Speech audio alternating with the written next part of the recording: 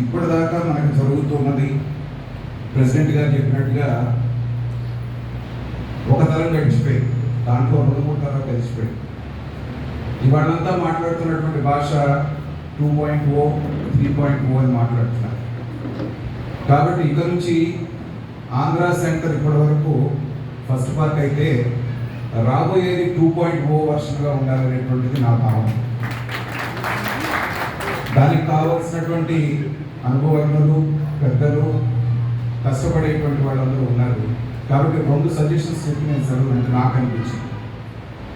ఇవాళ social media అనేటువంటిది విస్తారంగా ఏ విషయాన్నైనా సెకండ్లో నిమిషాల్లో అందరిలోకి వెళుతున్నటువంటి సందర్భంలో మెహర్బాబాల కోసం మనం ఇంతమంది ఉండి కూడా మనకి మనమే మాట్లాడుకుంటున్నాం, మనకి మనమే కమ్యూనికేట్ చేసుకుంటున్నామే కానీ ప్రజల్లోకి పెద్దగా వెళ్ళలేకపోతున్నాం.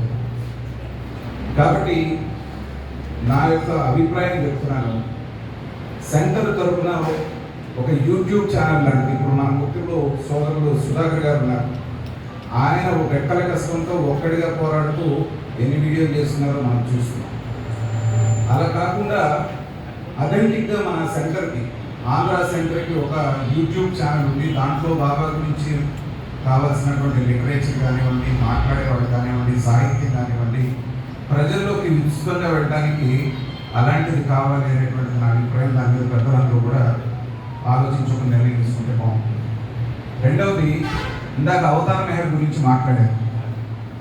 దానికి ఒక కార్పస్ ఫండ్ కావాలి, దాని బాధ్యతలు తీసుకోవాలి. పోస్టులు మనం 25 పైసలకే పంపిస్తున్నాము.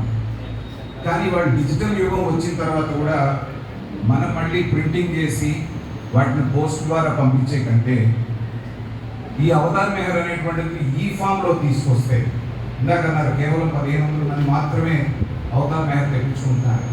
అలా కాకుండా దాన్ని ఈ బుక్ లాగా కనుక తయారు చేస్తే ప్రతి వాళ్ళ దగ్గర సెల్ ఫోన్స్ ఉన్నాయి, వందలాది వేలాది మందికి, అవసరమైతే లక్షలాది మందికి కూడా వెళ్ళేటువంటి అవకాశం ఉంది. కాబట్టి దాన్ని ప్రింటింగ్ ఫామ్లో కంటే కూడా ఈ బుక్ ఫామ్లో తీసుకొస్తే ఇంకా బాగుంటుంది అనేటువంటిది నా అభిప్రాయం. దాని మీద కూడా చర్చించి నిర్ణయం తీసుకోవచ్చు. మూడవది,